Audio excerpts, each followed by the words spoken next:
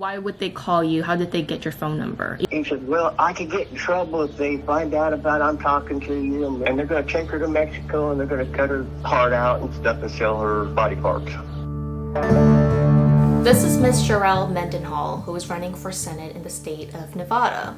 She was a former beauty queen, Miss California and Miss Nevada. And I actually got to meet her once, and it was really by chance. I really don't know much about the political side. I just happened to cross by at this event that she was speaking at. She was an actress, a model, a businesswoman, and now she's running for Senate. But behind this confident, beautiful woman, she had a very unfortunate incident happened in her life where her own sister has been missing for 5 years, gone without any trace. This video is of course not about politics. It's about a real family member, a friend, a mother, someone that is very loved and cherished is missing, and they're desperate to find the answers. I did a missing persons report recently with the unexplained disappearance of Elaine Park, where she also disappeared without a trace. I mean, just like that, I was surprised to hear that there's so many people who go missing without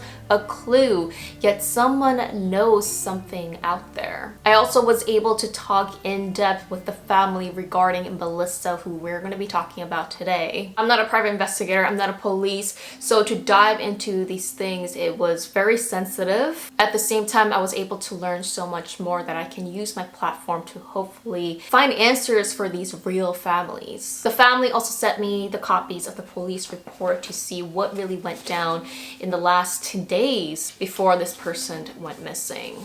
As I get into the case, I just want to say the family has GoFundMe for the reward money. Anyone who knows information about today's case, a tip that leads to this person, that's where the reward money goes to, so they are raising money for that, so there's a link down below. I'll be personally donating as well. And in order to put my 100% focus and attention to these videos and cases, I just want to say a huge thank you to today's partner, Nurex. I don't know what it was about my skin 6 months ago, starting last December, but I was having a little bit of health issues that I never had before, and I needed a solution to get rid of my pimples fast. I tried pimple patches, I tried different acne treatments, especially over the counter, and if you have tried all of these and it doesn't work for you and you still deal with pimples and acne, I highly recommend that you guys try Nurex. Nurex is a new way to get treatments for your skin without ever having to leave your home. Share your acne history with a few photos on Nurex secure website, and a licensed medical provider will evaluate your profile and prescribe medications, which then is shipped to you right away. My online doctor has prescribed to me these 2 things: clindamycin for the daytime and tretinoid cream for the nighttime. Apply these to my affected area day and night. Is super easy. This was my skin before I started using the prescription medications, and this is me now. So my skin has been clearing up a lot. No appointments, no sitting at the doctor's office. Literally, it was that easy. They also work with most insurance plans, and their out-of-pocket prices are still very affordable.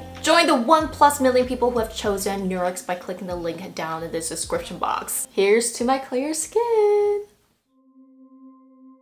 Melissa Arnold was born in August 24th, 1980. She will be 42 years of age this year, but she was 37 at the time when she went missing. She is a mother with 4 kids whom are now adults. They also were not living with Melissa at the time. She is about 135 pounds, 5'2" in height. She has blue eyes and blonde hair, and she is Caucasian. She is the oldest of the family, and again, she's the sister of Ms. Mendenhall running for US Senate. Melissa is someone that loved outdoors, fishing, hunting, riding motorcycles, and she was described as someone that was so adventurous. She was an outdoors girl. Fast forward, she was married to a man in 2014. I believe we're gonna call him E for the purpose of the video. And since no one has been named as a suspect, I'm going to be careful about some names that is out there. The couple lived in the mountains in the state of Montana with their dog, and they lived pretty far into the mountains, and according to the family, especially when it was winter and it would be snowing a lot, they would be trapped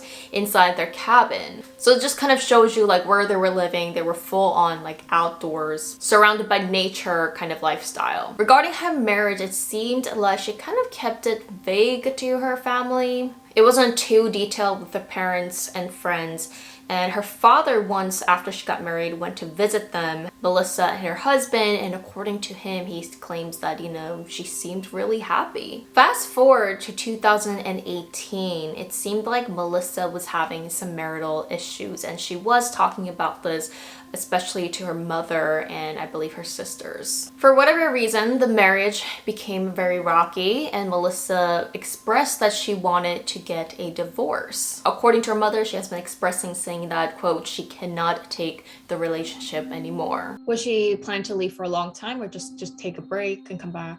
She, at that point, she said she was done as done could be. It was 6 years and it was a rocky relationship. And so, you know, they would get better and worse and she finally was done. According to what we know, it was February 17th, 2018. And starting from the morning, the couple had been arguing pretty badly. And around 9:30 in the morning, they were at the Riverside gas station in Hamilton, Montana. Melissa has packed her things and decided to get a cab there. And starting from here, I believe, is very important. The cab driver claims that he remembers the husband being very angry and threw $120 at him, the cab driver, along with her belongings. This money was to pay for the fare, and Melissa wanted to be taken to Missouri, Montana. The cab driver says she was very upset and crying. Quote, Melissa told the driver that she and her husband had been fighting constantly, and this morning she woke up to a gunshot being fired over her head as she slept. She also told the cab driver that she was escaping her husband and didn't want him to know her whereabouts. In the police report, it is also noted that the cab driver noticed some bruisings on her face. Melissa actually did not have a personal phone. Again, she was living out in nature, outdoorsy, and I guess she didn't really have the need to, have phones. She would just use a house phone or her friends, and this time she really needed one. So Melissa told the cab driver to stop by Walmart so that she could get a pay-to-go phone. According to the driver, she was not able to use his phone right away because there needed to be some steps in order to buy the burner phone, and Melissa used the cab driver's phone to text a man who claims to be just a friend of hers,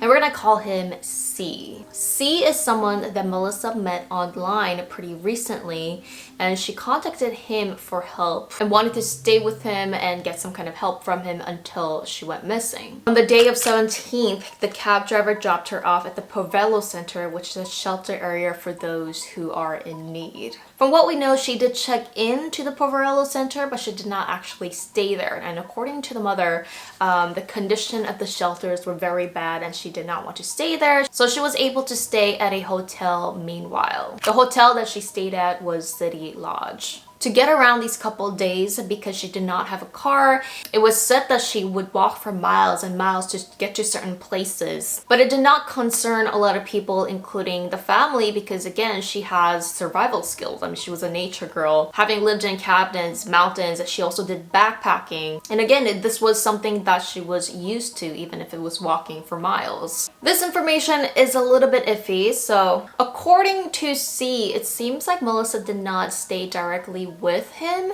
but it seems like Melissa and C did meet up a couple times before she went missing. But later we will find out, according to the family, C actually had a lot of Melissa's belongings for whatever reason. I mean, this was including her debit card, which was presumed that did not work anymore. But again, I thought that was interesting why she had her stuff with C if she already had a hotel. But again, maybe it's because she did not know how long she was gonna stay there, so she wanted to give maybe her big belongings to her friend to keep that she could pick up anytime. Throughout these couple of days, she was in constant contact with her family, including her mother and her sister, and it seems like the last time they got in contact with her was the 21st. So only about 4 days since she has left her house. On the 22nd, it seems like her phone was finally turned off. Her purse with an empty prescription pill bottle was also found on the 27th. According to the police report, it's not 100% clear, but it seems like an employee of a brewery, which is like a bar, found Melissa's bag and turned it over to the police. And it was noted that Melissa was dealing with some chronic pains that she needed pills for. And as you guys know, someone who, relies on medication does not just go missing without at least having their proper medications. And it was starting from the 27th of February when this case began, and the father reported Melissa missing. The police did go around different different places where Melissa might be, including different hotels and inns, and she was nowhere to be found. Melissa also did not show up for her neurology appointment, which was scheduled for April 24th. It is noted in the police report that the police does have one of the last CCTV footages of Melissa, I believe, in the Poverello Center. And I'm not sure if I'll be able to get the footage for this video. If I do, I'll maybe update it in the future. Other than that CCTV footage, there is no other sightings of Melissa. On June 5th, 2018, Melissa's father reported to the police that he has been receiving threatening calls from an unknown male with a Hispanic accent claiming that they have kidnapped Melissa and she is being taken to Mexico and will dismember her, and to not call the police. Well, why you? Like, why would they call you? How did they get your phone number, even if it was a prank? Because we left flyers and numbers and stuff to get a hold of us on the flyers that we posted around town. We had them going out everywhere. I know you said it was a prank. Was there a possibility that it could have been real? Why do you think it's a prank? He said, well, I could get in trouble if they find out about I'm talking to you and this. And they're going to take her to Mexico and they're going to cut her heart out and stuff and sell her body parts. I felt like they were just they'd seen something, they were just trying to get money. According to the father, the way the person was describing the demeanor seemed like a prank call rather than an information that is worth looking into, which is sick in itself. I don't know why, but in a lot of these cases, there's always prank calls.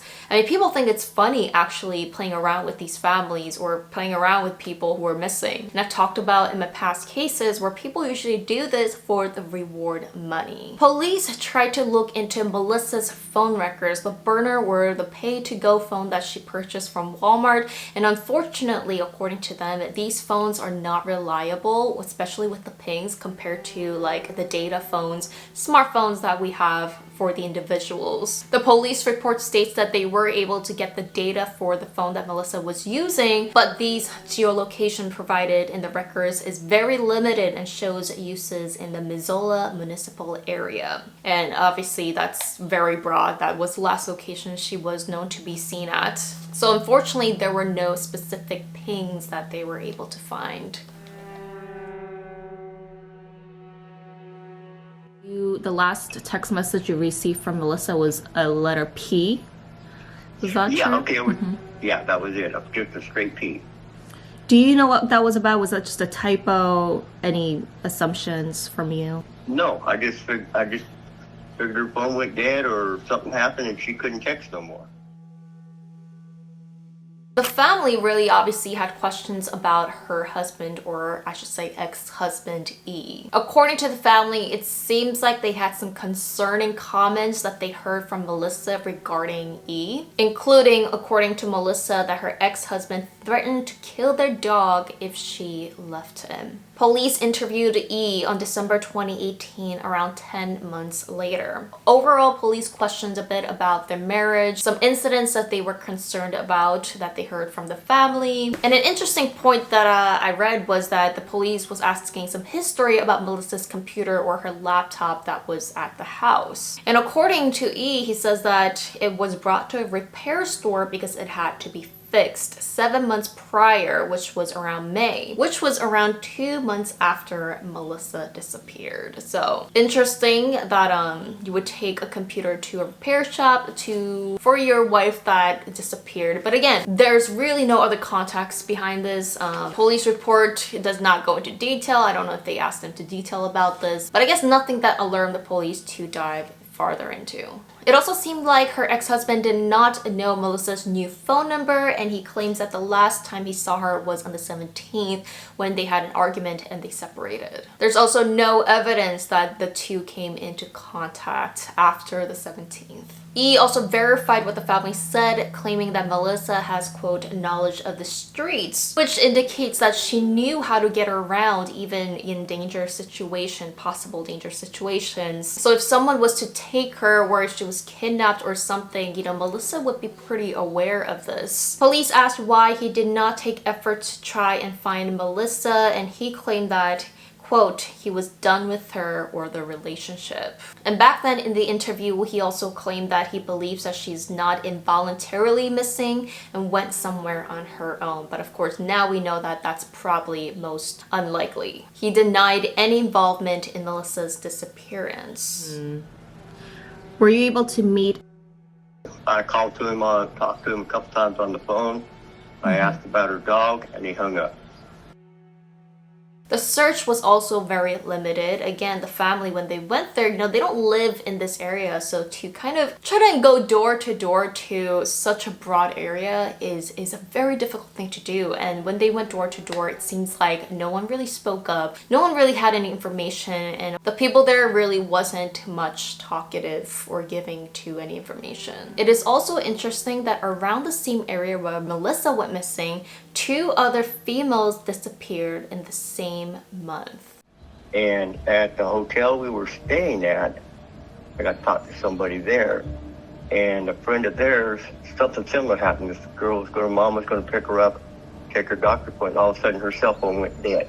I don't know if there's any relations at the same time, but you just, things go through your mind when you start hearing things. The police were out there a couple of times, and the last thing that Detective Lang at the Missoula Police Department told me was that they were trying to make a case for cadaver dogs to go out there and look, but they never had enough information.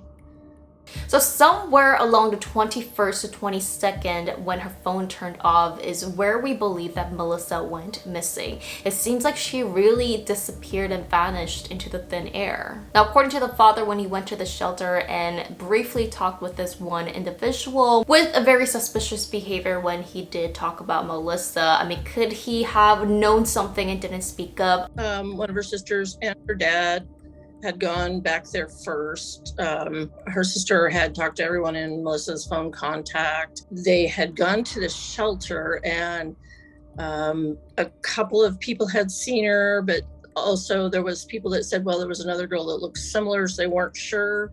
But there was one gentleman that my daughter said really stood out in her mind. He was tattooed from the top of his head all the way down, and I have tattoos, so it's not a judgment, it's just what he looked like. And she said he was very guarded and said, why are you asking all these questions? Why do you want to know this? Things like that. And she's like, I think he knows something. My daughter made this guy come over and look.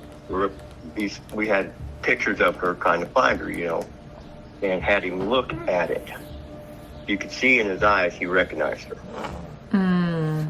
He walked over to the edge of the building and kept an eye on us to make sure I didn't follow him.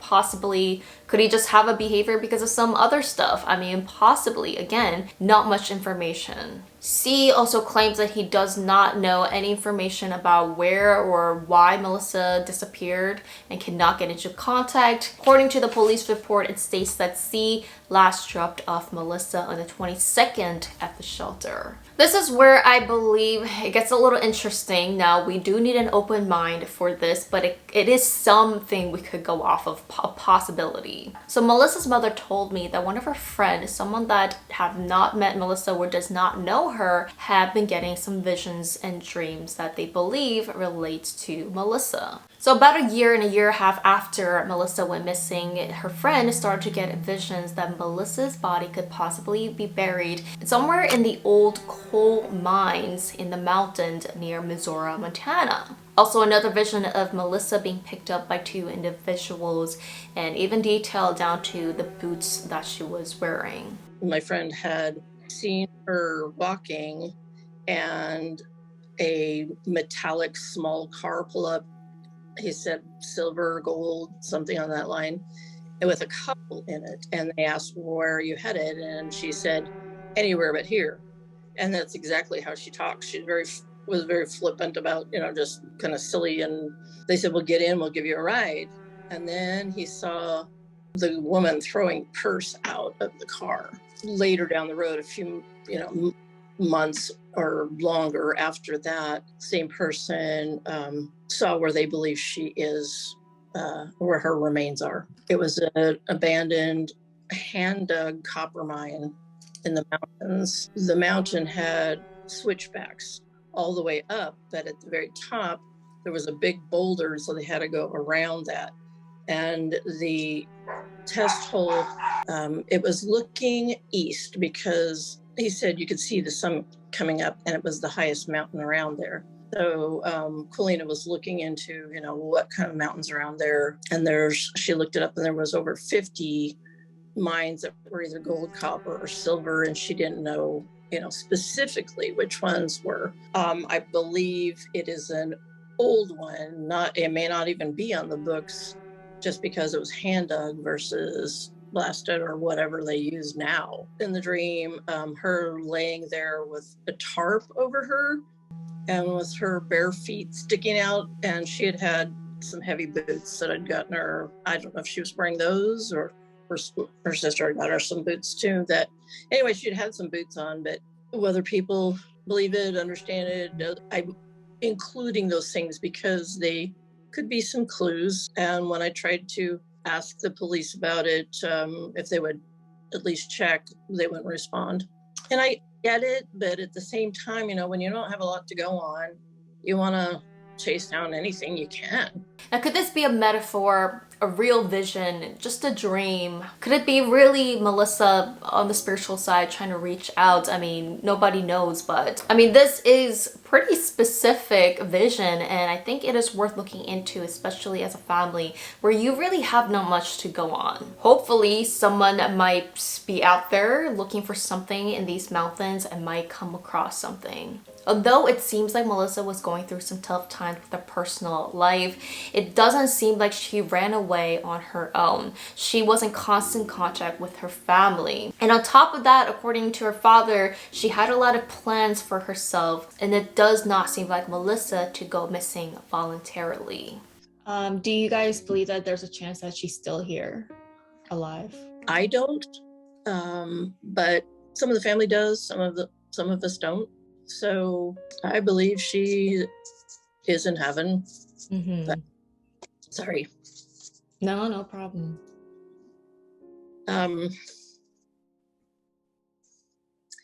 But either way, I would really love for her to be found so our family can put her to rest.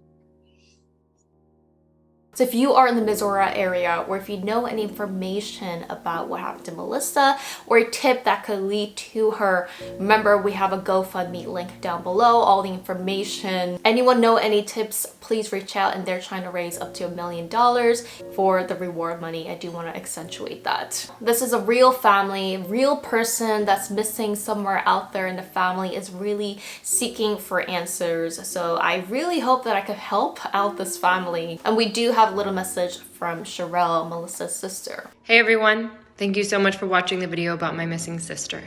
She's been missing for a little over 4 years now, and one of my prayers this year is that we would find answers, that we would have some sort of closure. So if you have any information, please reach out to Sherelle at Sherelle4Senate.com.